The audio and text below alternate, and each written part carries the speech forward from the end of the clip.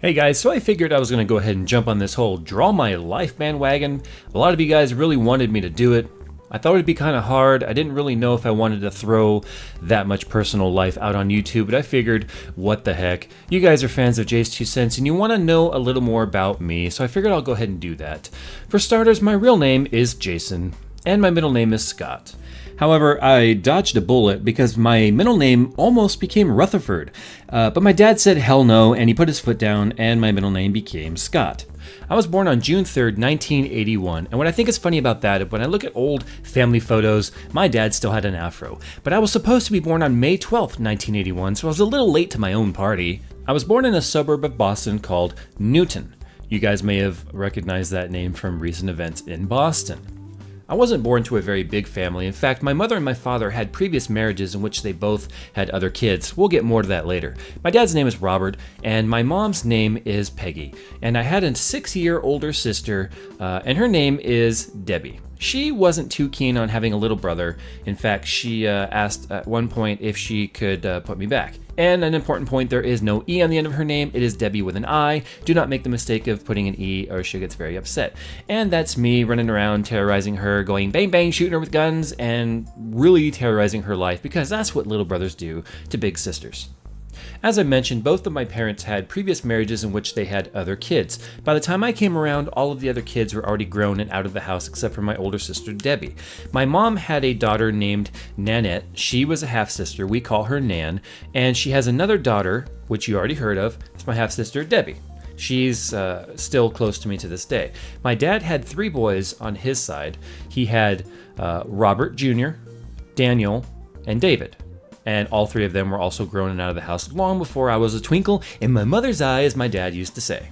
So I don't have very close relationships with them because I never really got a chance to know them. My dad was a career military man. He spent over 20 years in the Navy as a weapons instructor. He was in the Seabees. He was also in the Frogmen. He did a lot of stuff in the military. He was a bona fide badass. You've heard me talk about him before. After putting in more than 20 years in the United States Navy, my dad retired from the military and started his own business doing project management for the government and private businesses. My mom, she was a records keeper and a police dispatcher for the Dallas Police Department and then the Ontario Police Department once we moved to California. She retired and she worked nights, which was fine with me because I didn't get to see her much during the day when I was young. We had moved from Newton all the way to Upland, California when I was only 1. And then from Upland, when I was 4, we moved to a little city called Rialto. It's about 60 miles east of Los Angeles. Not a whole lot to see here. Most of you have probably never heard of it. Can't say I blame you. When I was a kid, I remember my father spending lots and lots of time on his computer doing programming, writing software, working, and being a self-employed entrepreneur, and our entire livelihood depended on it. From the time that I was a little baby leaving dollops of poop behind me, apparently, I can remember my dad playing around on his computers. And as I started to get older, I started to get interested in computers, and my first computer was a Commodore 64, and it was a really old computer that you had to do command lines, and you had to have command prompts to make the programs run, and I was so excited that I could run my own programs that my dad, I remember him sitting behind me and saying, "That's my boy," because I was only 3 years old the first time I ever learned how to use a Commodore 64, and if you've never seen one, it's not like today. You don't put in a CD and push play and off you go. You had to manually do stuff. My sister, on the other hand, since we had such a big age difference and she was 6 years older than me, by the time I was old enough to do anything, and that's a cord coming off the phone, by the way, we're talking the 80s here, I was an annoying little brother. And almost anything I did really seemed to bother her, but I think that's kind of normal when you have that kind of age gap. I'm leaving my toys around and I'm asking her to play with me and she's telling me, "Go away, you're annoying," and she's trying to play with her boyfriends and her friends and do the things that girls do, which I didn't understand whatsoever. And to this day, I honestly still don't. My parents tell me that when I was a small child, they could put me on the floor with some toys or a coloring book or a book, and I would spend hours and hours just playing and being quiet and not making messes and just being the best little boy that you could possibly imagine because I was in a whole lot of trouble. I was very quiet and I was very, very shy. But then came the very first day of school, and that all changed. I do remember my first day of kindergarten. I was terrified. My mom dropped me off and she went off to work, and I was afraid because I didn't know what was going to happen. I didn't know any of the kids, and it was very, very scary. But the school had this racetrack out front where we could take our tricycles and we could ride around, and some of them had a wagon, and I always pulled the girls around, and I became a ladies' man at the age of kindergarten, and I became known as the kindergarten pimp. No, I'm just kidding. But I loved school so much, I came home and I haven't shut up since, and I was blah, blah, blah, blah, blah, school, school, school, and my mom said, I never stopped talking since the first day of kindergarten, and here I am going on 32 years old, and I'm still talking and doing it somewhat for a living. But as with most people in school, there became a time when I was bullied. I was called stupid, I was called retarded, I was called fat. Even though I wasn't fat, I was still called fat. And of course it was happening by a group of boys that were constantly making my life a living hell. And I didn't have any friends, so that made things just that much more lonely and that much more difficult. This same group of kids every single day never let up. They used to sit there and block my entrance into the cafeteria and tell me that I wasn't welcome, and that I was ugly, and that I had no friends, and that I shouldn't be in there, and I didn't belong, and that I should just go out into the schoolyard and sit in the grass by myself and eat lunch because nobody wanted to be around me because I smelled. And I spent pretty much every day of school by myself outside. This didn't only happen at school. This same group of boys would hide behind trees and hide behind bushes, and they knew where I lived, and they would stop somewhere along the path of the school and my house, and they would wait for me behind trees. And when I would come riding by on my bike, they would be waiting for me, and next thing I know, they're throwing rocks at me. And one of them one time hit me in the face, and I remember falling off my bike, and all of the other school kids were there and saw it, and nobody did anything. Nobody tried to help. Nobody tried to make them stop. I just was completely alone in that situation. But I do remember one day in the second grade, a new kid moved into the school, and he immediately became my friend. His name was Nathan, and he was a little bit older than me. And so he was kind of like a role model because he told me, don't listen to those guys. Those guys are stupid. You don't worry about them. Just come hang out with me. So we did all sorts of stuff together. And we used to play tetherball and go on the swings. And we talked about games because we had Nintendo. And we just had a really good time. And I wasn't being bullied so much. But one day, Nathan told me that he had to move.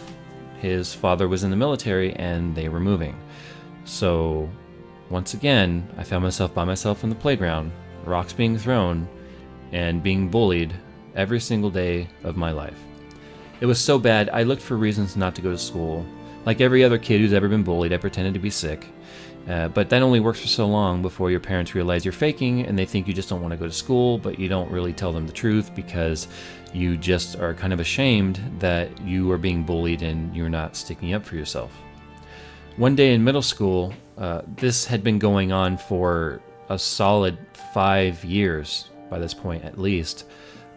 This same kid, every single day, would keep pestering me and calling me names and blocking my way and knocking things out of my hand. But by now I had grown taller and I had grown bigger, but my self-esteem had been so damaged that I still allowed myself to be bullied. And I remember once I told my dad about this bully, and his advice to me was defend yourself. So one day this kid cornered me in the locker room at the gym and he wouldn't let me leave.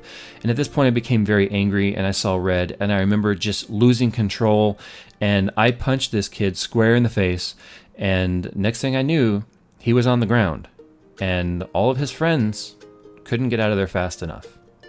I've never been bullied a day in my life since that event.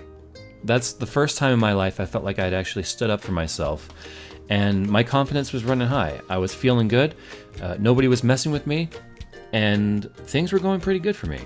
In fact, that computer thing I talked about earlier, the computer aides and the computer lab used to regularly call me out of class because they needed help fixing the computers because they didn't know how to fix them. So you can kind of consider that my very first IT gig. Life went on as it generally has a way of doing. I went into high school and I became into sports. I was really good at tennis. I even coached tennis. I played on the tennis team for the school. I played football. I was big, I was strong, and I had a lot of friends. Things were going pretty good for me. And then I noticed I really was shy I had a hard time talking to people. Girls would approach me and they would want to hang out, and they would tell me that they thought that I was cute or that I was funny, and I noticed they had boobs and I liked it, but I was still really shy. But my very first girlfriend, I remember we did everything together, and one day she cheated on me and she broke my heart. But that's okay, a new girl came along, and once again she cheated on me and broke my heart. I started to really have a hard time trusting people because of the bullying and the girls making fun of me, and I just had a really hard time dealing with it, and I noticed I started to cope with food, and I started to put on weight. By this time I figured, who would want to be with a fat loser like me, and all of those things that the kids used to call me back in grade school and middle school started to come back and haunt me. But this one girl came and she said, I think you're cute and I think you're funny, and she started to bring back my confidence, and I started to work out and I started to lose weight. I had just graduated high school and we were falling in love, and when I was 18 I asked her to marry me, and she said yes. I was really excited. I thought my life was going forward and I couldn't wait to see what was next. But one day she told me she was moving to San Diego because she was going to live with her mom. She had been living with her grandma up until that point. So I said, okay, that's fine. We can make this work. So every single weekend I would hop in my truck and I would drive down to San Diego, and she would be there waiting for me with her boobs, and everything was great and I was happy. And she was happy, and we were planning out our life, and I had spent all of my money to get her an engagement ring. And she lived at the marina in San Diego, which is where they park the boats, and she lived on a boat. I came to surprise her one day and I brought some flowers, and I didn't tell her I was coming down to San Diego to visit her. And one of her coworkers, she worked at the restaurant, stopped to tell me that she was at the pool. So I thought that was a little bit weird because he had kind of a weird look on his face. So I went to the pool to see what was going on, and there she was. She was in the pool and I could see her. She was kind of swimming around. There were other people in the pool, and next thing I know, she grabs one of the muscly six-pack marina guys that you would expect to see, and they kiss. And right as I was walking up, I couldn't believe what I saw, and I yelled out, "What the hell?" And she turned around and she was very sad, and the guy she was with told me to get lost, and at that point I just walked away, and she chased me down, and I asked her for the truth, and the truth was a little more than I think that I could handle, because I found out that there were a lot more people.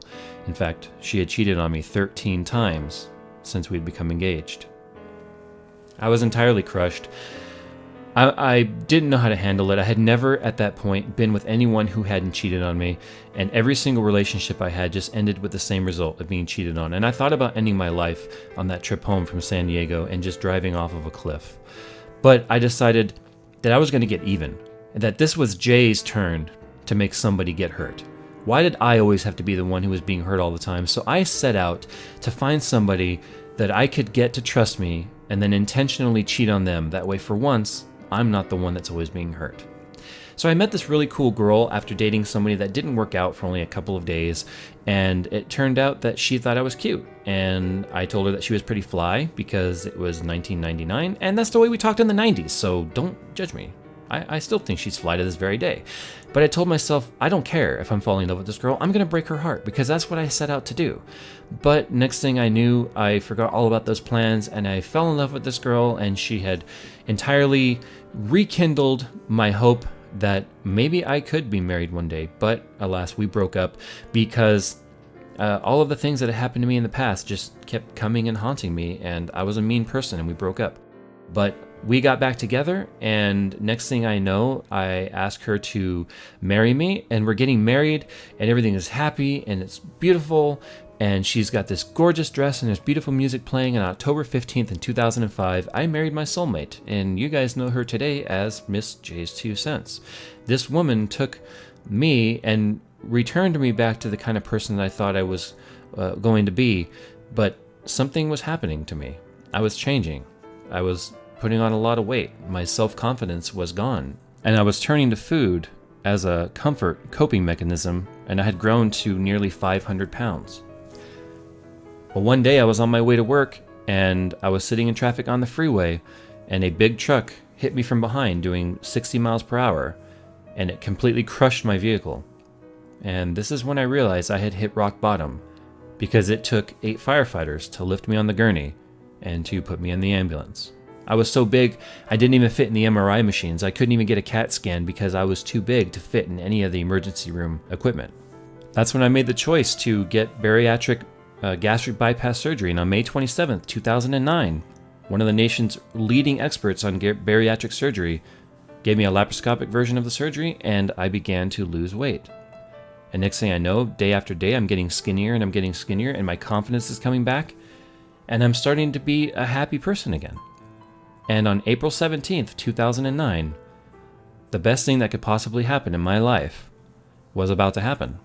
My wife and I had gone to the hospital, and she had a baby monitor hooked up to her, and she was having contractions, and she was screaming, and I was terrified, and it was all worth it, because next thing I knew, I was a dad, and I was so excited, and it was a girl, and I couldn't believe it. She was so cute. She looked like her mom. She looked like me. I didn't know what to do. I was terrified. I didn't know what kind of dad I was going to be, and I've got my daughter, and I've got my wife, and I've got my health. But for some reason, that didn't really seem to make any sort of a difference, because I kept finding myself sad. I still had no confidence, because I had never developed any confidence in myself because of that group of kids my entire life that sat there picking on me. And when I was fat, and then as an adult, I had adults picking on me, so I never had an opportunity to develop any sort of confidence. So last year, on a dare, I started a YouTube channel just where I wanted to talk about different technology things that I really like. I didn't expect it to go anywhere, didn't expect anybody to watch. Who would have watched me? After all, I was a boring guy, but next thing I knew, people were saying I was funny, and I was cool, and I was smart, and my channel was growing, and we're at almost 10,000 subscribers. Sure, there's people on YouTube who still like to say mean and hurtful things, but for every mean comment there's 5 or 6 good comments that you guys give me that make me feel better about myself every single day, and it makes me want to go harder. It makes me want to try and do better, and it makes me want to bring you guys the best content that I possibly can, and just keep going and just see how far we can take this thing together. Thank you for that. You guys have been instrumental in getting my confidence back. Thank you.